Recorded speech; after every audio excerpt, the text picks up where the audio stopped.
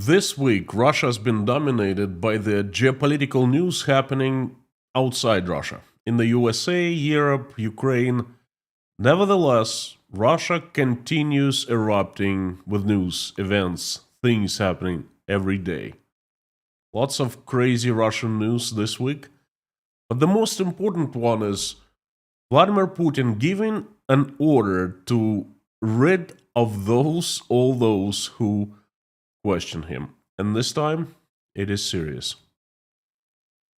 Howdy, howdy, everyone. My name is Konstantin. Welcome to Inside Russia, where usual Russia is explained by the unusual Russian.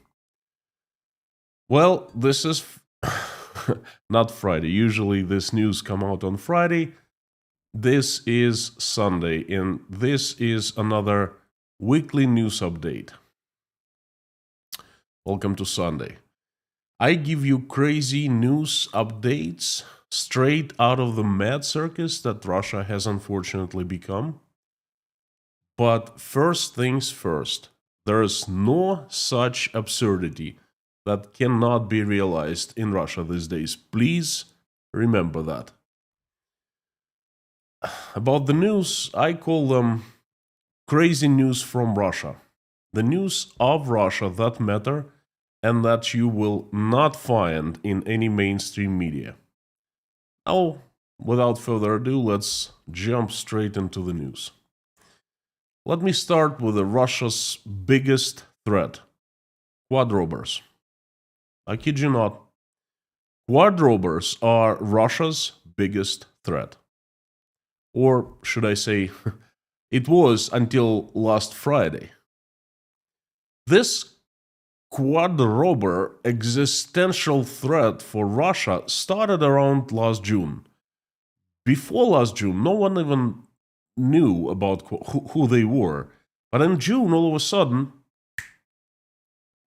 the biggest threat. It intensified fast. Do you know what quad robbers are? The chances are you don't. Both children and adults playing a game, pretending they are animals. Cats, dogs, I don't know, foxes, etc. They dress up, get together into groups, and act silly, like they are animals. They don't do it all the time, just like playing a game, like once or twice a week. Michael plays laser tag and he plays hockey every other day. And then some people, some kids dress up and play animals. I don't have a problem with that, but Russian government thought otherwise. Russian government thought it was a huge existential problem. They started selling this idea to Russian people that the most dangerous phenomenon in Russia is quad robbing. The existential threat again. It was planted in Russia on purpose by the evil West to destroy moral principles of Russian people and to blow up the very foundation of the Russian world and the Russian values. The propaganda picked up this narrative. The church picked up this narrative, and for about a month, the country was talking only about evil quad robbers. Well, that was the news everywhere, was the topic number one. They discovered children groups all of a sudden in social networks. They went after kids playing that on the streets, you name it. I witnessed it myself. Everybody was talking about quad robbers. I mean, literally everybody. My former high school classmates, that my alumni from my university, we all still keep in touch, and we have private Telegram groups just for us. My former colleagues, even some distant members of my family, people on TV, even the foreign minister Lavrov, everyone was discussing it at meetings, at conversations. Well, you know what? Check out Sergei Lavrov. discussing it on the highest level while meeting foreign diplomats. Такой вопрос, но сегодня просто вот с вашей подачи все это обсуждают. Почему вас интересует судьба квадроберов в Армении? Why are you interested the fate of quadrobots in Armenia?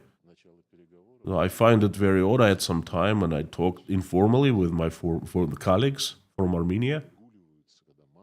It's a very odd thing. I don't understand that, quadrobing. And then I was asking if they have quadrobers in Armenia. We're talking about banning them. Well, it's none of my business, you know.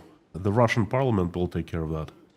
And this is actually a meeting where Sergei Lavrov was conversing about quadrobots with diplomats of another country. And it was televised and it was shown to Russians on purpose. Says, do you have them in Armenia? He goes, well, I've seen them, but it's not a big deal. It's something that kids play now. And Lavrov says, well, it's becoming sickness, illness. That was really happening in the summer of 2024. It was craziness. Russian propaganda is very genius like that. It can turn on and turn a topic on with a snap of a finger, just like that. Instantly, it'd be the talk of the country. Well, they discussed evil quadrobots in June, in July, all summer long. And this past Friday, everything stopped. Everything changed. Quadrobing is over. Quadrobots are done. Russian parliament stated that quadrobots' problem has been resolved. Well, found not important. I quote, everyone has already settled down and calmed down on this topic. I just quoted the Senator Denis Maidanov. According to him, everyone has already realized that quadrobing just can't be a way of life for children. It's not a big deal. Turned out to be not a big deal, and that's it. There's nothing to worry about. There's nothing to talk about. We will not be talking about it from now on. And folks, this is how they work. Quadrobing is just an example. They create something out of an empty space and they blow it out of proportion, making it a perfect decoy from real problems. You know, they shift attention from something very important to quadrobots. And what is the most important thing right now? The war.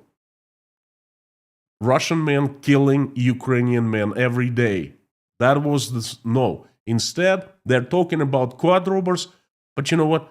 When things change, when there is no decoy needed anymore, they just forget about it, saying, oh, but wait a second.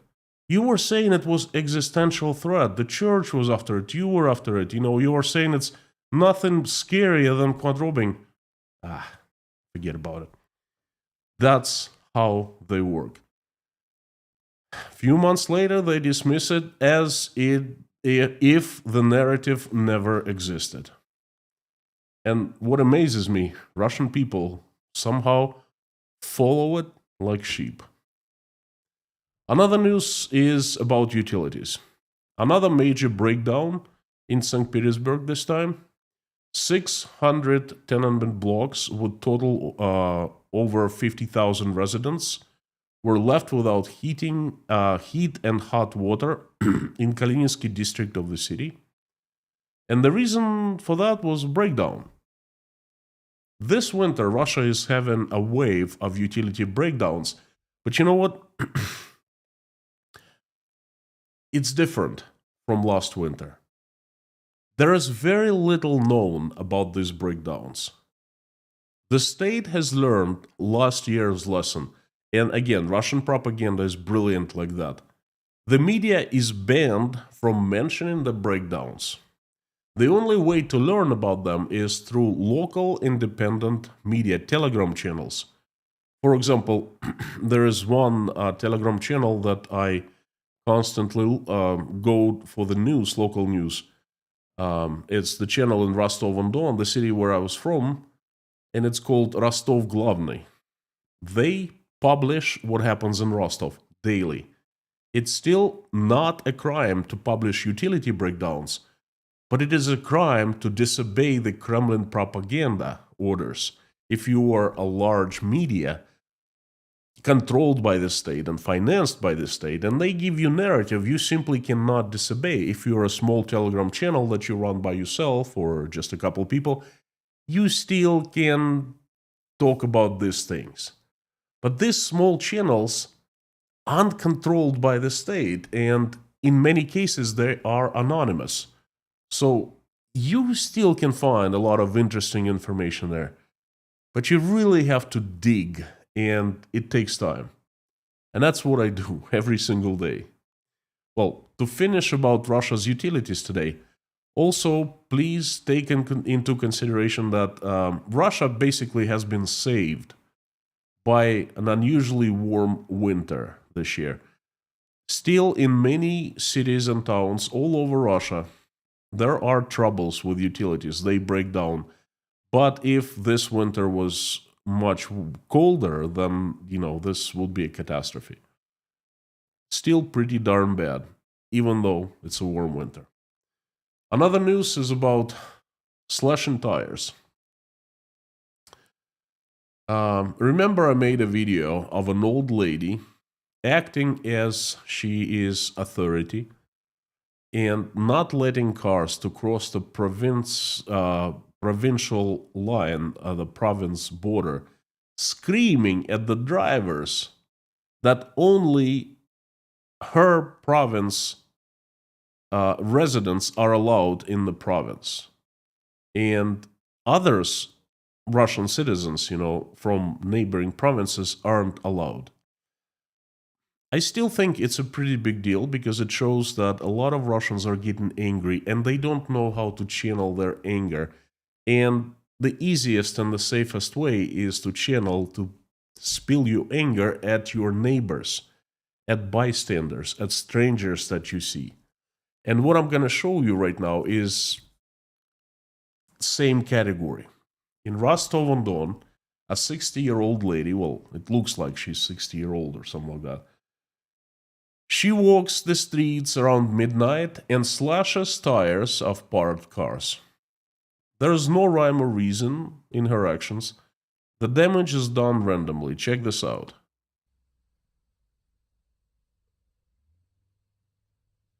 You can see her on the security camera.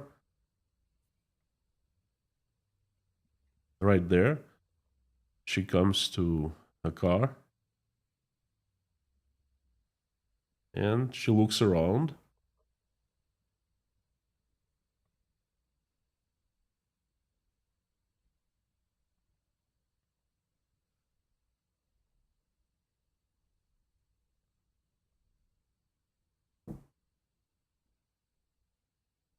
She's taking her time. And boom. The job is done. There's another security camera.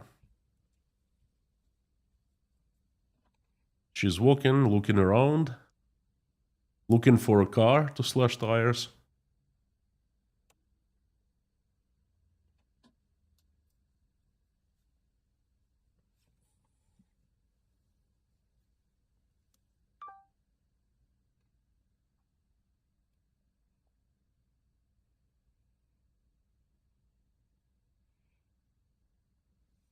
Boom. Well, she walks the streets and slashes tires. She has been caught on camera a few times, but they can't catch her. It is a small news at first, so it seems. Not worthy of attention. I don't think so. I think it's significant. Accidents like that did not happen before. Well, perhaps very rarely. Russia is a large country, 146 million people, but they didn't happen on a regular basis. They didn't happen systematically. My bet, this lady is angry. If you look at the video, she isn't dressed well. She's around 60. Obviously, she's a retiree. She most likely cannot afford food any longer. She sees that the reality differs from the TV picture. She feels the country's falling apart. She feels like she can't even survive any longer. So she feels betrayed. And that all creates incredible stress and trauma and anger. She is full of anger. And that anger is spilling. The best she knows what to do is to go around and slash tires. She's an old lady. She's afraid to be caught. She can scream at people. She can beat them, but she can sneak out in the middle of the night and slash people's tires. The anger is growing in many people, especially now, when the state is changing the position towards the USA overnight. Before it was the enemy, and the reason Russia invaded Ukraine, the reason Russians were dying, the reason Russia was fighting this war. And now, all of a sudden, just like that, it's a friend and a partner, and invited to take Russian land and resources, and people don't take it easily. In these individual cases of useless violence are growing. There are many now, and they are showing us the direction where Russia will be going for years to come. And you just wait until all those people come back from the front lines. Well, the next news is about normalcy. Yes, normalcy. Does that exist in Russia any longer? Well, it does. I want you to know that Russia is still a regular country. I want to show you that Russia is a normal country in many ways. Actually, in all ways, except for its people. People are doing very odd things. Everything else is normal. How how to prove? Well, look what is happening right now in some parts of Russia. Forest fires. Просто все в огне. Forest fires have engulfed Russia. Ни хрена себе! It's pretty bad. Вот это да! Настя, тихо!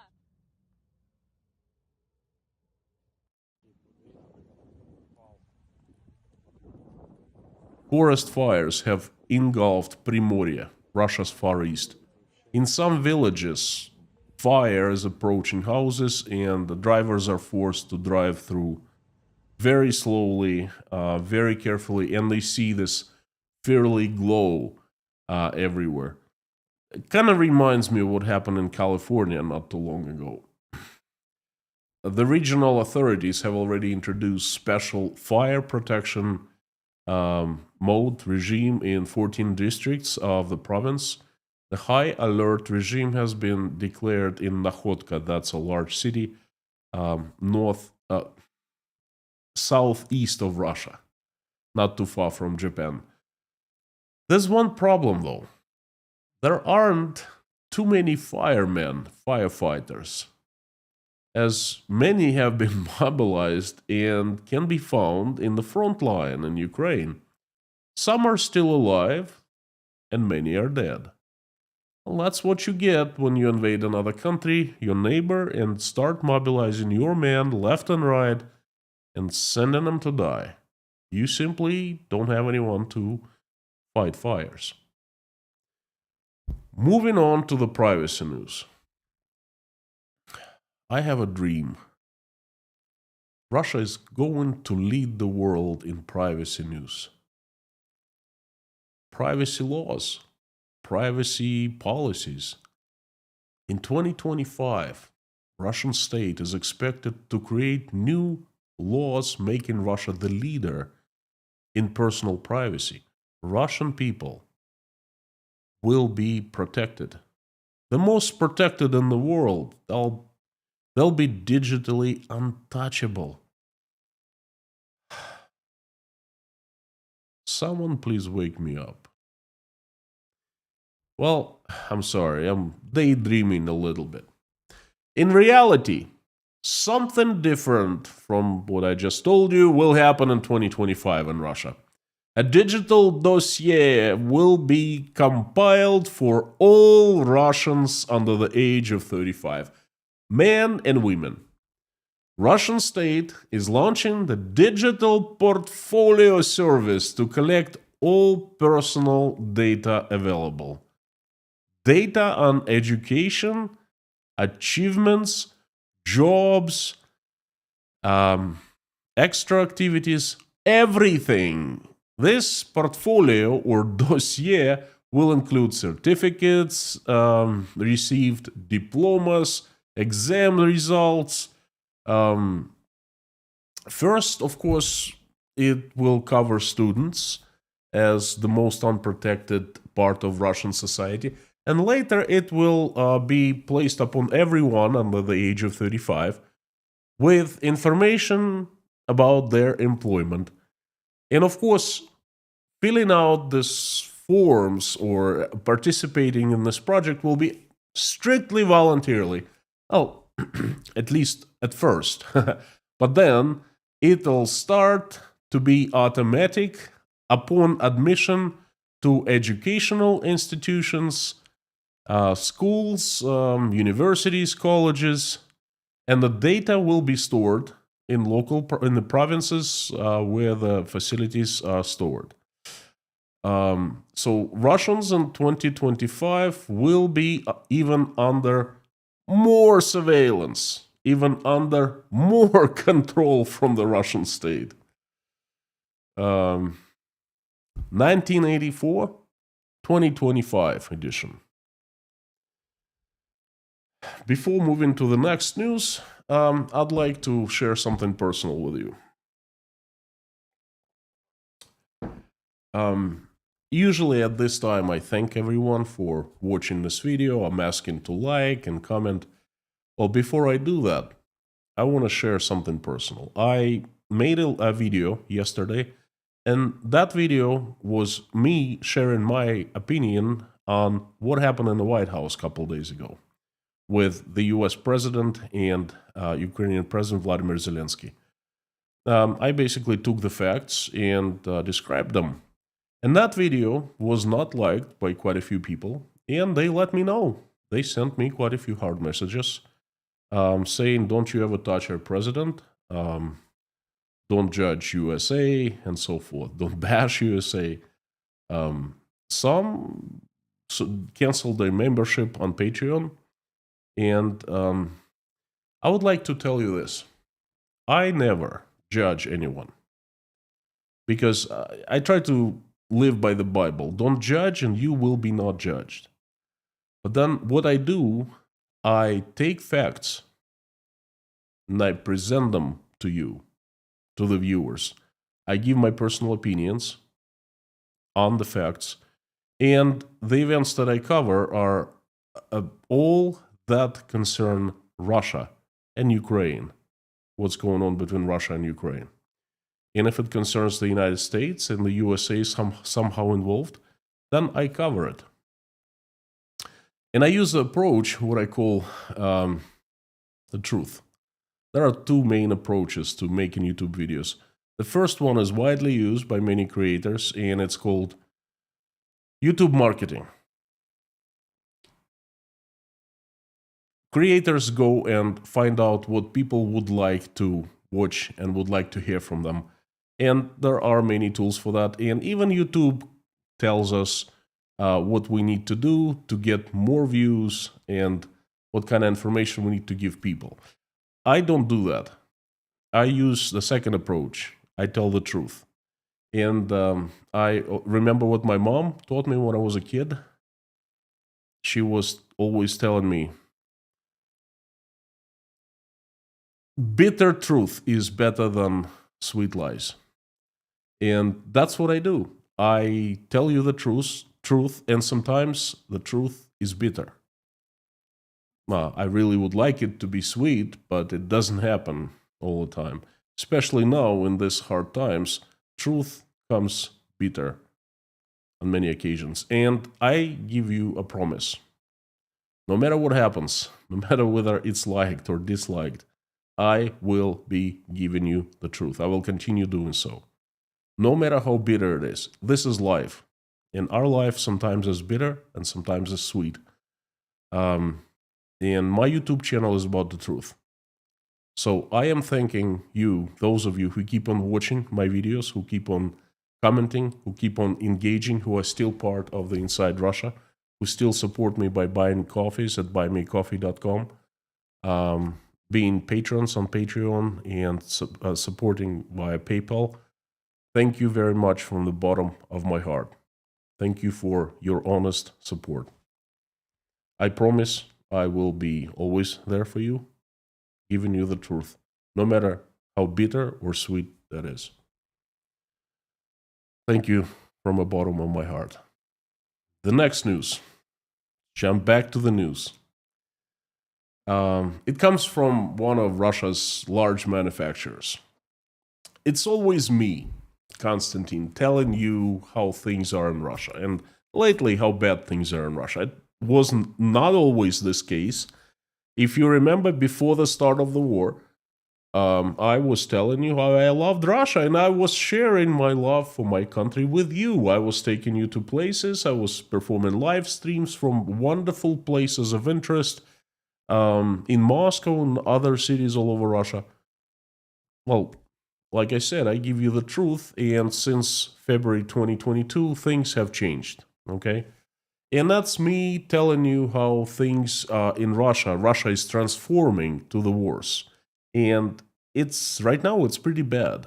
But again, it's always me.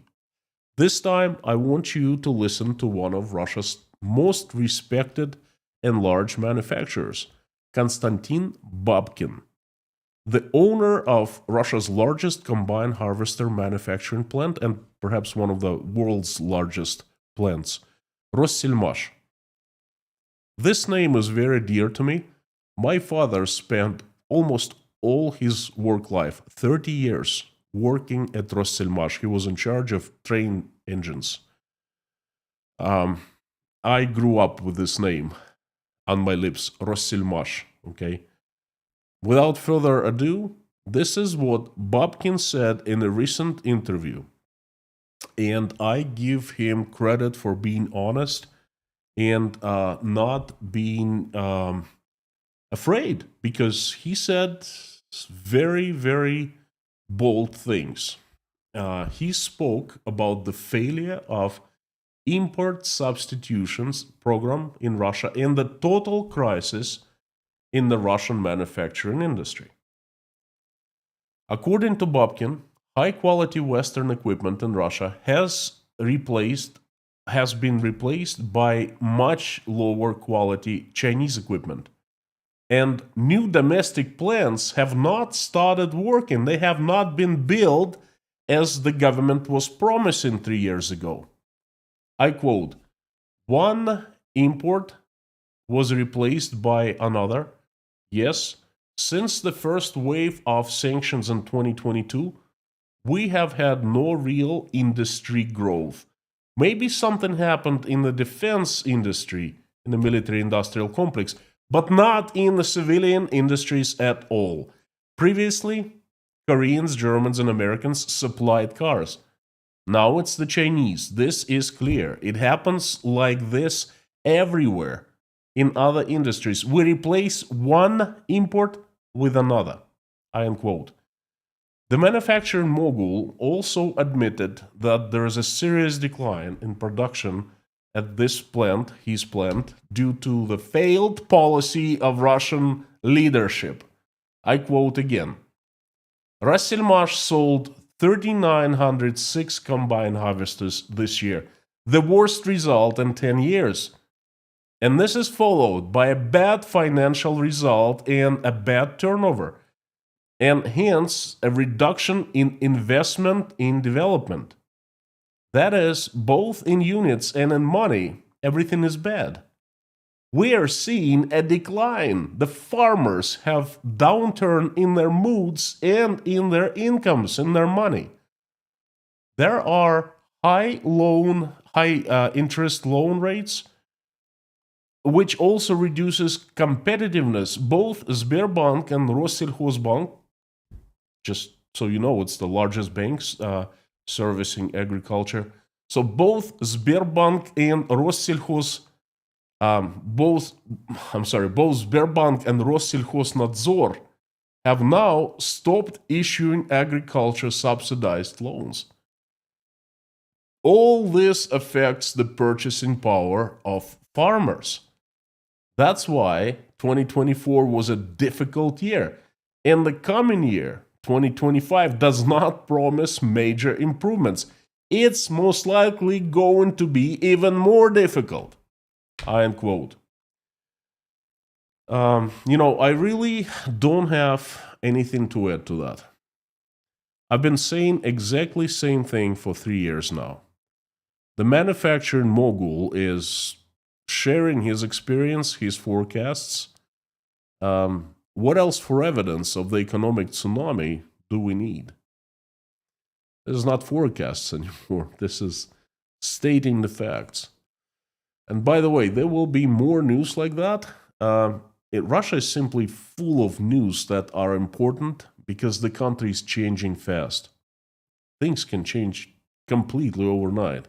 If you want to keep up with other breaking news from Russia, become patron of Inside Russia. Every single day, I carefully select 9 news that I find important, and I post them to my Patreon account with my commentaries and analysis. If you want to stay on top of things Russia, but didn't know where to look no further, become patron of Inside Russia. I'm gonna place a link down below after this stream ends. Check it out. The next news is it's very sad. Most of news are sad these days, but now listen to this. The United States has never been has never fomented wars in Europe. Well, sounds odd in today's Russia, because that's not what we were told for 3 years. The United States is a reason for all the bad in the world, including the wars. But all of a sudden, the United States has never fomented wars in Europe. That came from the lips of Sergei Lavrov, the Minister of Foreign Affairs. The very same Lavrov who was bashing the United States bad for 3 years. And his agency, the Ministry of Foreign Affairs, they were like dogs barking, trying to bite, so loud. They made sure everyone heard them.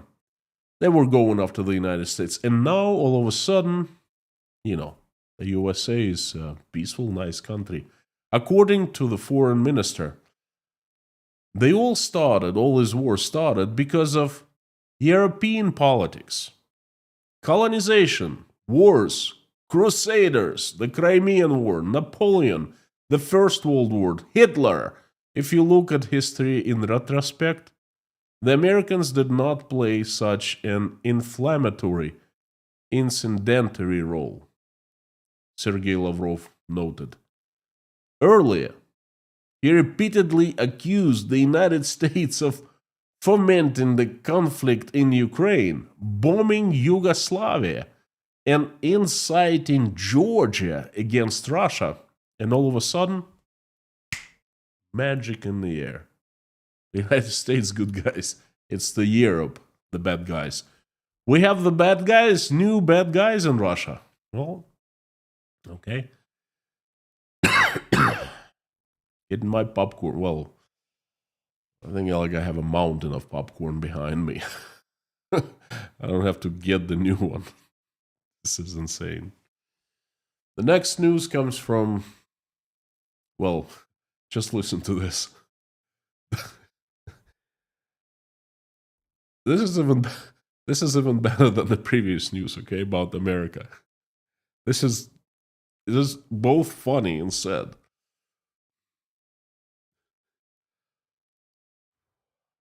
The USSR and the Russian Empire fell apart because they did not have Putin. That's not a joke. That's a real public statement made last week by Russian Parliament Speaker Vyacheslav Volodin. And it is not it. Russia's advantage today is not oil, not natural gas, not rare minerals, but Putin, Volodin added. I don't know, folks. What do you think? Let me know in the comments, because it's confusing. Well, my commentary is this. I was thinking about this. At first, it sounds funny and humorous and sarcastic. I don't know. But then it's not so funny. It's actually sad. I think that something very similar was happening in the early years of Joe Stalin in the 30s, when his cult, the cult of personality of Joseph Stalin, was being born. The history in Russia is repeating itself one more time, and now it's Vlad Putin, Russia's national treasure, is being born. I don't like it. The next news is of new taxes. What's certain in life? Death and taxes, right?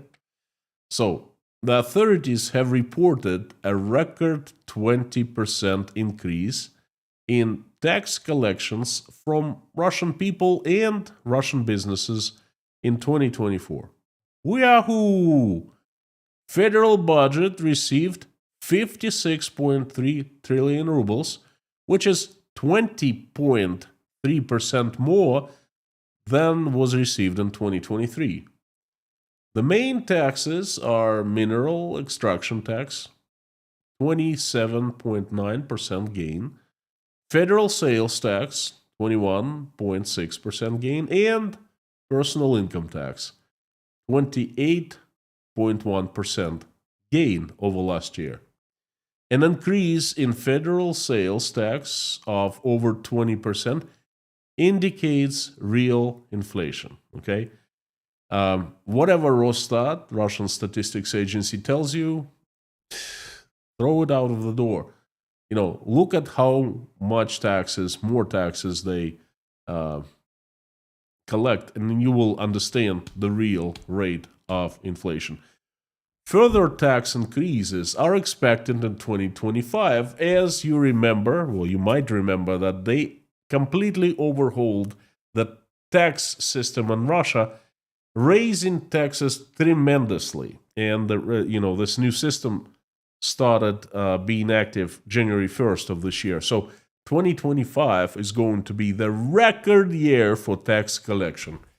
Well, they they increased all kinds of taxes, including they made income tax higher and they increased personal income tax. Hey, we all know what happens when taxes go up. Economy goes down. When the tariffs go up, the economy goes down. Welcome to Russia 2025. The next news is of what a face of Russia's demise looks like. Literally, a face. I'm going to show you a real face. Here it is. Felipe Gabriela Leopoldina Moni. A very cute girl. She is in Kurgansk province. She is a doctor. Well, the thing is, in Kurgansk province, doctors are being scarce these days. And it's not just Kurgan province. I think in Kurgan, it's the situation probably the worst, okay? Everywhere. Not too many doctors. My mom is having problems with getting a doctor appointment in Rostov, and probably not the worst situation in Rostov. So doctors are being replaced by personnel, medical personnel, and doctors from South Africa. An endocrinologist from Angola moved to Kataysk, that's a city in the province. After an internship at a small hospital, she will start working at the central hospital of the province. I don't have anything against this girl. She's very pretty. She is wonderful, I'm sure. Russians should be thankful to her, and I am also thankful to her because she comes to Russia from South Africa to help Russian people just like my mom, to make them feel better. It's just, it's never happened before in Russia. Russia always had enough doctors, good doctors, and it had plenty of educational facilities to produce doctors in numbers. Moreover, it was taking foreign students and making them doctors. That was Russia was very known for. And it was sending its own doctors to other countries to help other people to work overseas. Look at this girl. To me, that's one of the faces of a big crisis that my country is going through right now. The next news, it's actually rumors. It's not the news, but what is fact that these rumors have been circulating in Russia for the past week. It's pretty well. You can't have rumors circulating bad. It's just there's a lot of them everywhere. I don't believe these rumors. I'm warning you right away. But the fact that these rumors are circulating tells us a lot. Uh, they've been dominating Russian news this week. Toyota, that's a motor company, is preparing to return to Russia. The company organized a secret VIP meeting for former Russian dealers, according to one of the media resources in Russia. The Japanese representatives apologized for their forced withdrawal from Russian market and said that they would be among the first to return to Russia as soon as the situation allowed. Well, I take it situation allowed is the peace reached with Ukraine and the sanctions lifted. Is this true? I don't know. I take it with a grain of salt. But there's more. Dmitry Peskov, Putin's spokesperson, said that he had no negotiations on the resumption of the Nord Stream 2 gas pipeline. That information came from the Financial Times, but earlier there were rumors from different sources that the director of the operator of Nord Stream 2, Nord Stream 2 AG, plans to resume the operation of the gas pipeline in Russia sometime soon. Rumors, rumors, rumors. Another heavy rumor is that another company that manufactures cars, Hyundai, is also rumored to return to Russia. They even started hiring personnel for the future return. Again, please take it with a grain of salt. But what's important here, these rumors is something brand new. I think it's one of the indicators that Russian society, well, not society, but Russian elites and Russian authorities are trying hard to turn Russia into the direction towards peace, because they know Russia is not sustainable the way it is. They know that things are bad. They know that they're not going to last long. So they're trying their hardest to turn people's mind into the direction of let's get back to as we were before the war, back to normal. My take, I think that some companies will come back and some won't. Why? I will tell you in the upcoming stream on Monday or Tuesday. I think it's a very important topic to talk about. And to understand what's going on in Russia and will be going on, we need to know the situation with the Western companies returning or not returning to Russia. All right, before moving to the last news, I'd like to ask you a favor. As usual, I ask it at the end. Please pick one news that you like the most, and let me know in the comments. It really is important for me to get feedback. If you pick 3 news, that's going to be even better. And by the way, if you haven't liked this video, well, live stream, there are 4,400 people watching right now that I'd really appreciate if you like it. Give it a thumb up. Okay, the last news is the most important and the scariest. Yes, scariest. I am personally scared. This is why. It's not easy. I'm sorry. As you know, Vladimir Putin and the Russian government have turncoated. For 3 years, they were telling Russians the USA was the enemy and the country, Russia, was in the war with the USA. The USA was the instigator. The USA was the master of puppets, was the leader and the leading country in the NATO. And USA was against Russia, willing to destroy Russia's sovereignty. The USA was supporting the Nazis in Ukraine. Moreover, it installed the Nazis. Okay? It created the coup in 2014 and all these things. The USA, the instigator, the warmonger, a bunch of no-good Satanists, transgenders, and quadrobbers. And all of a sudden, 2 weeks ago, after only one telephone call from the US president, America turned from the worst enemy into a partner, into a great country, and Russia lost communication, diplomatic relationship with the USA was placed on hold, on pause. It was just an unfortunate event all of a sudden. That's what Lavrov said. From the worst enemy, from the country that we were in war with, from the country that created all this, sucked Russia into this conflict, and great country, a partner.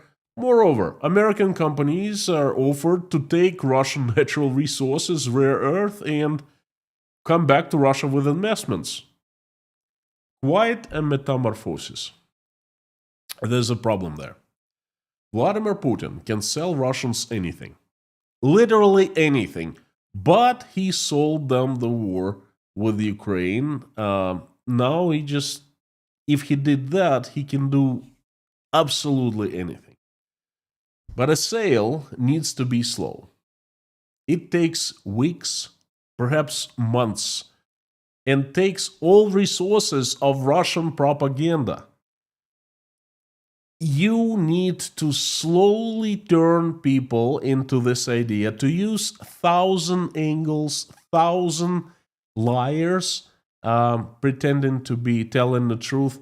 You must invent lies that look like truth, and you must bombard the Russian people's minds with that for weeks, perhaps months, and then they believe. You sell it to them. They accept this idea. In this case, Vladimir Putin turncoated overnight. Revolution, not the usual evolution, and that is dangerous. People don't have enough time to change. Their brains get overloaded. They start sparkling. First, they go around at night slashing tires. They stop cars, not allowing them to enter their neighborhoods for reasons unknown, things like that. They start spilling their anger and stress onto the ones who are right next to them. But often sparks result in fires. And fire is what Putin is afraid of, because fires have a tendency to get out of control. And once the fire is out of control, Pacific Palisades burns down. Putin can follow the same path. You never know. the regime can fall in days. Look what happened in the United States. Oh, I'm sorry. Look what happened in the Soviet Union in 1991. Fire got out of control, and in 3 days, the state, once mighty powerful, was in ruins. Okay? And Vladimir Putin is afraid of that. So last week, Putin started taking actions to prevent fires in the minds of Russian people. He started taking actions to prevent fires from growing. I quote Vladimir Putin. Moscow's first contacts with the administration of the US President Donald Trump are encouraging, and American partners, please note that, are demonstrating pragmatism and a desire to abandon all cliches. End quote. At the same time, he said at the meeting with the KGB board that some of the Western elites are determined to maintain instability in the world and in Russia. And these forces will try to disturb, disrupt, or compromise the dialogue that has begun. Putin, I unquote, Putin added that this threat should be taken into account and the agencies, they should use all the possibilities of diplomacy and special services to disrupt such attempts. What forces are the Western elites using? Reporters, academicians, educators, non-profit companies, institutions, free thinkers, vloggers, YouTubers, anyone who asks uncomfortable questions and inspires people to think and to also ask uncomfortable questions. I mean, who else? And what kind of use of special services exactly to disturb these attempts? We all know well. Novichok, polonium tea, flying out of the window. It's not the first time this special service uses will be applied. We all know these things well, unfortunately. Putin knows better. He knows that what he's doing right now, this 2 and 2 doesn't equal 4. He knows that the dots don't connect. He knows he cannot turn code overnight and, from selling Russians the war for 3 years, he can't just sell peace like this and, create peace without them asking questions. He knows that the only problem he might run into right now is when people start standing up and asking questions en masse. When people start sparkling, they might be caught on fire, uncontrollable fire. And that fire could purge Putin and his gang. And he wants to get rid of them threats, all threats. Better be safe than sorry approach. And the orders have been given. I personally have seen KGB operatives following me and my friends 3 times. Once openly, twice covertly. Was actually one I didn't understand. Either it was openly or covertly. Okay, so 3 times in total. And you know what? That was very scary. And I am scared, especially after Putin's order to get rid of us all using special services.